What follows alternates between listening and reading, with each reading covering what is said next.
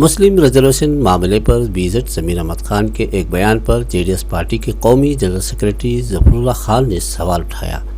BZ ज़मीर अहमद खान ने अपने एक बयान में कहा कि ईरप्पा मोली कांग्रेस के दौर में 4% पर मजीद 2% रिजर्वेशन बढ़ाने का मुतालबा किया था, जिसे एच डी देवेगौड़ा ने अपने दौर हुकूमत जेडीएस पार्टी के नहीं बढ़ाया।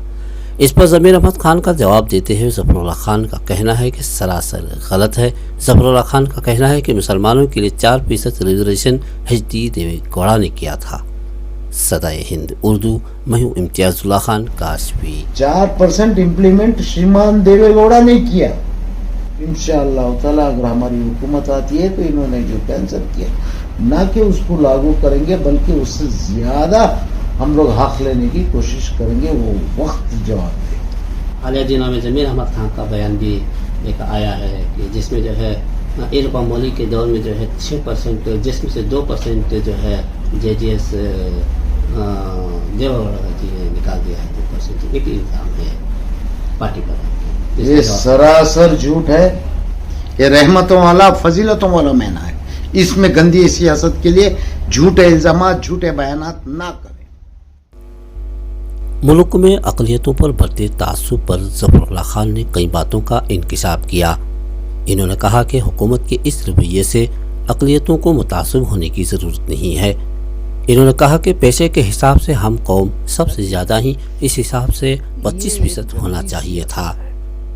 इन्होंने कहा कि कौम को गुमराह न करें बल्कि हक बताना चाहिए। ज़फरुल्लाह खान ने यह भी कहा कि देवेगौड़ा जी ने अक़लियतों के साथ हक अदा किया है। इन्होंने कहा कि अगरचे जेडीएस इक़्तिदार पर आई 4% से ज़्यादा रिजर्वेशन दिया जाएगा। ज़फरुल्लाह खान ने डंके की चोट पर कहा कि अब अक़लियती तबका इंसाफ के दायरे में रहकर आगे आने की ज़रूरत है। इन्होंने अपील की कि जज्बात में न आए, कानून के दायरे में रहकर समाज में फैली बदअमनी को दूर करने की कोशिश करें, खुद को बदले। इदरीस मामले पर इन्होंने काफ़ी तशवीश का इजहार किया। तमाम से गुजारिश की कि अमन शांति से काम लें, इंसाफ ज़रूर मिलेगा, अल्लाह सब्र करने वालों के साथ है। सदाए हिंद उर्दू, मैं हूँ इम्तियाजुल्लाह खान काशवी। रियासत कर्नाटक में पहली बार ऐसा हुआ है कि बीजेपी हुकूमत ने मुस्लिम रिजर्वेशन को ख़त्म किया है। जैसा ये लोग ने 4% को डिलीट किया या निकाला या स्क्रैप किया, जो भी वर्ड का वो लोग ने इस्तेमाल किया, कर ठीक है। ये एक गंदी सियासत है। ये सिर्फ और सिर्फ एक वोट बैंक की सियासत है। इसमें जो कट्टर हिंदुत्व वाले हैं उन लोगों को आईवाश करने का एक काम किया गया है और उनका एक पत्थर से दो शिकार करने की कोशिश की। एक तो हिंदुत्व एजेंडे वालों को खुश कर दो कि हमने मुसलमानों का गला दबाया है, और दूसरा उनकी चाल ये थी कि मुस्लिम और लिंगायत को लड़ा दो, मुस्लिम और वक्कलगा को लड़ा दो, ताकि वक्कलगा वोट और लिंगायत वोट अपनी तरफ कर सके। ये बीजेपी की नाकाम चाल थी और इस चाल में वो लोग कामयाब नहीं होंगे, ये मैं दावे के साथ कहता हूँ। क्योंकि वक्कलगा से हमारी कोई दुश्मनी नहीं है, हमारे कोई डिफरेंसेस नहीं है। लिंगायत समाज से हमारा कोई डिफरेंसेस नहीं। अगर उनको 2% दिए हैं तो खुशामद, 2% और दो, हम और खुश होंगे। वो हमारे बड़े भाई, हम उनके छोटे भाई हैं। और रही बात हमारी, हमारा हक छीन के किसी और को दे के वो उस कम्युनिटी से भी तो जलील हो रही है बीजेपी। उनको कुछ खास फायदा तो नहीं हो रहा है। और रही बात हमारी 4% जो रिजर्वेशन था, तो मैंने पहला दिन ही प्रेस कॉन्फ्रेंस किया, जनता दल की ओर से मैंने आवाज उठाई। सबसे पहला प्रेस कॉन्फ्रेंस करने वाला मैं हूं और इसके खिलाफ मैंने आवाज उठाई और मैंने डिमांड ये रखी है कि भाई हमारी कौम को अगर हमारी आबादी के तहत हिसाब किताब करके देते तो 10% की मांग की थी मैंने। शायद वो भी मेरी भूल हो सकती है, मुझे बल्कि ज्यादा मांगना चाहिए था, लेकिन मैं बोला हम सब एक अल्लाह और एक कुरान के मानने वाले, एक नबी के मानने वाले, तो हम लोग 10% में ही गुजारा कर लें। अगर हम कौम, मेरी कौम मुसलमान अगर पेशे के बेस पे बढ़ जाएगी, जैसे कि इन्होंने हमको कुछ तखल्लुसों से नवाजा है, पंचरची कहें, बुच्चर कहें, पता नहीं क्या क्या क्या क्या लोगों ने लखबें दिए। अगर हम लोग पेशे के हिसाब से बढ़ जाएगी मेरी कौम, तो कम से कम हम लोग 20-25 पेशे, एक मोबाइल मैकेनिक भी है, वो भी एक पेशा है, तो क्या उसको भी 1% देंगे? पंचर डालने वाले को 1% देंगे, खसाई खाने वाले को 1% देंगे। इस तरीके से 1-1% करेंगे तो मेरी कौम में इतना टैलेंट है, 25 तरीके के पेशे करते हैं, तो क्या 25% रिजर्वेशन देंगे लोग? नहीं दे सकते। तो शुक्रगुजार है इस केंद्र सरकार और ये राज्य सरकार कि हमने सिर्फ 10% की डिमांड की है। इंशाअल्लाह ताला अगर हमारी हुकूमत आती है तो इन्होंने जो कैंसिल किया, ना कि उसको लागू करेंगे, बल्कि उससे ज्यादा हम लोग हक लेने की कोशिश करेंगे, वो वक्त जवाब देगा। सर इसी सिलसिले से जो है हालिया दिनों में जमीर अहमद खान का बयान भी एक आया है कि जिसमें जो है इरफान मौली के दौर में जो है 6%, जिसमें से 2% जो है JDS देवेगौड़ा जी ने निकाल दिया है। 2% एक इल्जाम है पार्टी पर। ये सरासर झूठ है और वार्निंग देता हूं कि ऐसे बहके बयानात न दिया जाए, जो सच्चाई है वही बताया जाए। झूठे बयानात, उसको रंग और मसाला लगा के कौम को गुमराह करने का हक किसी को भी नहीं है। बोला था, सोचा था, किया था, करने वाला था, होने वाला था, ये बोल वचन बोलते इसको बंबई वाली भाषा में। ये बोल वचन बंद करे और शर्म करे। किया कौन है वो बात करे। 4% इंप्लीमेंट श्रीमान देवेगौड़ा ने किया भाई। निके के दस्तखत पे दस्तखत, निके नामे पे दस्तखत श्रीमान देवेगौड़ा ने किए। इस काम को जो अंजाम दिया उसके दूल्हा देवेगौड़ा जी है, ना कि जो देख के गया था या सोच के गया था या बोल के गया था, वो नहीं। तो ये सारा क्रेडिट श्रीमान देवेगौड़ा को जाता है। और जहां तक इन्होंने जो इल्जाम लगाया है कि 2% का हमको नुकसान हुआ, तो उसके बाद में सिद्धरा में गया कि सरकार थी 5 साल बढ़ा देते, 2-4 का 6 कर लेते, 6 का 8 करते, मेरी कौम का भला हो जाता। अभी भी इस गवर्नमेंट को, कांग्रेस गवर्नमेंट को मैं चैलेंज करता हूं, इनकी गवर्नमेंट राजस्थान में है, दम है, 4% ही लागू करके बताए। बोल वचन बेकार की बातें, कौम को गुमराह करना, ये बंद करना चाहिए इन लीडरों को। मैं हम कौम की इज्जत करता हूं, किसी को बेपर्दा नहीं करना चाहता हूं। इसका मतलब ये नहीं कि मेरे मुंह में जबान नहीं है। मेरे मुंह में जबान है। मैं जबान उस वक्त खोलूंगा जब मेरी पार्टी के ऊपर या मेरे लीडरों के ऊपर कोई भी झूठा एलिगेशन लगाते हैं या तोहमत लगाते हैं, इल्जाम लगाते हैं, तो अगर मैं जवाब ना दूं तो इसका मतलब मैं बेखौफ हूं। तो मैं अपनी दानिशमंदी का सबूत को रखते हुए चैलेंज के साथ कहता हूं कि ये क्रेडिट उसी को जाता है जो वक्त पे जो किया हुआ, जो काम किया है। और श्रीमान देवेगौड़ा ने मुसलमानों को ना के 4% दिया, बल्कि उनकी अपना समाज वक्कलगा को भी 4% दिया। मतलब हम लोगों को वक्कलगा के बराबर का परसेंटेज दिया। इससे बढ़ के उनसे और क्या उम्मीद करना चाहिए। उन्होंने उम्मीद से बढ़ के किया था। इनको बोलो अभी भी, इनके जहाँ जहाँ इनकी हुकूमतें कांग्रेस की, बोलो कुछ ज्यादा नहीं चाहिए, मुसलमानों को, मेरी कौम को 4% का रिजर्वेशन दिला दो, फिर मैं तुम लोगों को मान लूंगा। वरना मेरी पार्टी के बारे में और मेरे लीडरों के बारे में बोलना बंद कर दे, अल्लाह का वास्ता है। सर आपका कहना है कि ये 4% जो JDS दे दिया है, विथ रिकॉर्ड पेपर दर्ज है, और बल्कि वो खुद मान रहे कि देवेगौड़ा ने 4% दिया, तो इससे बढ़कर मैं क्या सफाई दूं। मुझे कुछ किसी को समझाने की जरूरत। वो खुद बोल रहे हैं कि 4% दिया, और वो जो बोल रहे हैं कि बोले 2% कम किया, तो 2% तुमको कम लगा था मेरे भाई, तो आप सिद्धरामैया 5 साल राज किए, तो क्यों नहीं बढ़ा दिए। और तुम लोग सब मिनिस्ट्री में थे, तुम लोग सब पावर में थे। कितने, यहाँ तो जनता दल में तो एक भी मिनिस्टर नहीं था जब हमारी सरकार आई। 1-2-4 थे, उस दौर में भी ये एंजॉय किए ना, उस टाइम में करवाए ना, इनके कंटिन्यू इनकी सरकार चली। तो इन लोगों ने कहाँ इंप्लीमेंट किया, क्यों नहीं इसका परसेंटेज बढ़ाया। देखो, बातें करना हवा में तो सोच के करें कि ये बातों का असर क्या होएगा। फजूल की बातों को, इसको बकवास कहते हैं। क्या कहते हैं? बकवास कहते हैं, और कौम को गुमराह करना कहते हैं। ऐसे बयानबाजी से बचे।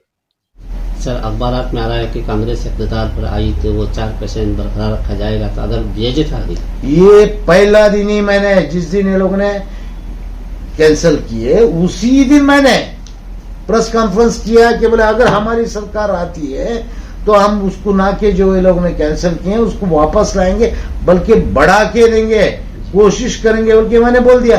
तो मेरे स्टेटमेंट का कट एंड पेस्ट करके बोल लेता है कोई, हीरो बन रहा है तो बनने दें, मुझे कोई एतराज नहीं है। अल्लाह करे कि अगर वो आए तो वो करे, अगर हम आए तो हम करेंगे।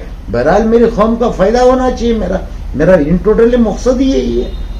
हिजाब का मामला लीजिए, इसी तरह हालिया दिनों में जो है कत्ल का मामला ले लीजिए। हजरत, ये मेरे दौरे जहालत के बाद मेरे नबी के ऊपर क्या कोई जुल्म नहीं हुआ? ये हम कौम को तो जुल्म झेलने की तो आदत सी हो गई है। उस दौर में भी जहाँ हमारे पे जुल्म किया गया, इस दौर में भी किया जा रहा है। अब रही बात सरकार बीजेपी, लोग डराया करते थे और ये आपकी कांग्रेस ही हमको डराया करती थी कि बीजेपी आ जाएगी, बीजेपी आ जाएगी। उसका भी तो मेरी कौम को ट्रेल देखना था, देख चुके। कर करके क्या कर लिए, कर करके क्या कर लेगी ये बीजेपी? यही ना, वो छोटे से बच्चों के नखाब का बहाना लेके अग्रवाल स्कैम का 50,000 करोड़ का मामले को दबा दिए। कहीं वो बुच्चड़ खाने का मसला उठा लेते, कभी हलाल का, कभी मुर्दार का, पता नहीं क्या क्या, कोई कलंगड़े वाले का, कहीं मॉब लिंचिंग करवा दी। इससे बढ़ के ये लोग करवा भी क्या सकते हैं? इसमें डर, ये जो खौफ था हमारी कौम में, अनजाना खौफ कि बीजेपी आएगी तो ये हो जाएगा, वो हो जाएगा, अब उस खौफ से मेरी कौम बाहर आ चुकी है। अब मेरी कौम को बिल्कुल डरने की जरूरत ही नहीं है, बशर्त कि आने वाले चुनाव में ध्यान रखे कि कोई सेक्युलर पार्टी को आगे लाना चाहिए, उसका ख्याल करना चाहिए। वो डरने वाले दिन गए, ये लोग जो कर सकते थे बीजेपी वाले कर चुके। इससे बढ़ के और क्या करेंगे? इंटरनेशनल लॉ नहीं है, ह्यूमन राइट्स नहीं है, क्या नहीं है दुनिया में, और कानून बाकी हैं, और ये बात ऊंचाई तक जाएगी। छोड़ दो, ये मेरी कौम को खौफजदा करने की कोई जरूरत नहीं है। मैं ओपन बोल रहा हूं, मेरी कौम को खुल के आओ, हिम्मत का सामना करो, लेकिन कानून के दायरे में रह के ही करो, जहालत ना करें, जज्बाती ना बने। बस ये मेरी अपील है मेरी कौम से। सर, इसी तरह इदरीस जो है, इदरीस कत्ल मामला हालिया दिनों में जो पेश आया, वो आप ही के इलाके से ताल्लुक रखता है। इदरीस के ताल्लुक से आपका क्या कहना है? जहाँ तक देखिए, मैं इस मुद्दे पे बात ही नहीं करना चाहता था। जब आपने उठा लिया मुद्दा तो मैं आपको जवाब देता हूँ। उसको मैंने बड़े प्यारे अंदाज से हैंडल किया है, जो मैं कभी भी क्रेडिट लेने के लिए नहीं जाता। कुछ गीदड़ होते हैं जो शेर के शिकार में मुंह डाल के, मुंह लाल करके अपने आहकारे मारते हैं। जिस दिन इदरीस का हादसा हुआ, उसी दिन 11 बजे मैंने पूरे मंड्या सिटी को पूरी तरह कंट्रोल कर लिया। मैंने सभी को बोला था कि बोले कोई बात नहीं करेगा, कोई व्हाट्सएप नहीं, कोई फेसबुक नहीं, कोई वायरल नहीं, कुछ नहीं। और मैं दावे के साथ बोलता हूं कि जो मुजरिम है उसको सजा होगी। आज वो मुजरिम कोर्ट के हवाले हो चुके और ये मुद्दा अब कोर्ट तक पहुंच गया। मेरी पूरी कौम अमन से है, सुकून से है, तराबियाँ पढ़ रहे हैं और इंशाअल्लाह ताला 26वीं भी करेंगे हम लोग, ईद भी मनाएंगे अमन और सुकून से। ये मेरी दूर की सोच थी। अगर मैं लेना चाहता तो पब्लिसिटी ले सकता था, हड़तालें हंगामे करवा सकता था, लेकिन मैं अपनी कौम का सौदा करवा के ये काम नहीं करना चाहता था। इसके लिए मैंने सारे मीडिया अवेट किया, सारी चीज़ों को। आपको जानकारी चाहिए तो जाके मंडे की पुलिस इंटेलिजेंसी से रिपोर्ट लो कि वहाँ कौन आया था, क्या क्या। 1 बजे रात को मैं वहाँ गया, मैयत के घर में गया, मैंने पूरे मोहल्ले वालों को खड़ा किया, चाहे वो बीजेपी वाला हो, सॉरी वो एसडीपी वाला हो, कांग्रेस वाला हो, जनता दल वाला। मैंने ये नहीं तफरीक़ा लेके आया, मैंने सभी को नसीहत दी कि तुम लोग इस तरीके से अमन और सुकून के साथ में रहो। इंशाअल्लाह ताला अगर वो बंदे को सज़ा नहीं होएगी तो मैं मुझ मुँह डालूंगा। मैंने एक वादा करके आया था और जिसको बात करना था, श्रीमान कुमार स्वामी को बात करना था, मैंने किया था। मिस्टर DK शिव कुमार को बात करना था, इसलिए क्योंकि वो उनकी अपनी कॉन्स्टिट्यूंसी थी, उनसे भी बात किया था। और DK शिव कुमार ने भी अपने स्टेटमेंट में क्या बोला है और श्रीमान कुमार स्वामी ने अपने स्टेटमेंट में क्या बोला है और कहाँ लगने वाली आग थी और कहाँ पे पहुंच गई, वो देख लो आप लोग जाके। सर, इदरीस की बीवी बिलबला रो रही है, मदद मांग रही है। तो जो मेरी औकात थी, ये सब बातें मैं बताना नहीं चाहता था। आप जब सवाल कर रहे जो मेरी औकात थी सबसे पहली मदद मैंने ही की है। या आप उनके घर वालों से तहकीकात करें, मैं इसमें सब शान नहीं जताना चाहता। इस चीज़ की मेरे को पब्लिसिटी चाहिए नहीं। मुझे अपने कौम को सेफ करना है, इनको रिस्क पे नहीं डालना है, नौजवान लड़कों के ऊपर केसें नहीं बुक करवाना है, हासिल बिना मतलब के झमेले करके झंझटें करके कौम को नुकसान करके पब्लिसिटी लेने वाला काम मुझे बिल्कुल पसंद नहीं और मैं इसके खिलाफ हूँ। मैं सिर्फ अपने मकसद पे नज़र रखता हूँ, मैं ये सारे रास्ते नहीं अपनाता जो गंदगी के हैं। खासकर जो है अक़लियती तबका नफरत और तासुब का शिकार होते थे, इसके लिए क्या पैगाम देना चाहते हैं अक़लियतों को या जो मेरी कौम, अगर आप अक़लियत की बात कर रहे हैं तो मैं उनके लिए एक ही नसीहत करूँगा, हमारे नबी पे कितने जुल्म ढाए, लोगों ने पत्थर तक उठाए, कब तक से? लेकिन नहीं, मेरी सुनिए, हम उनकी उम्मत में से हैं तो हम अपने अखलाक का सबूत देते रहेंगे। कोई जालिम रुका नहीं है, कोई रुकने वाला नहीं, कोई टिकने वाला नहीं है। दुनिया का ये आज का ही दिन आखिरी दिन भी नहीं है। कब तक का जो सवाल है, इन अल्लाह मा साबरीन, सब्र करने वालों के साथ में अल्लाह होता है।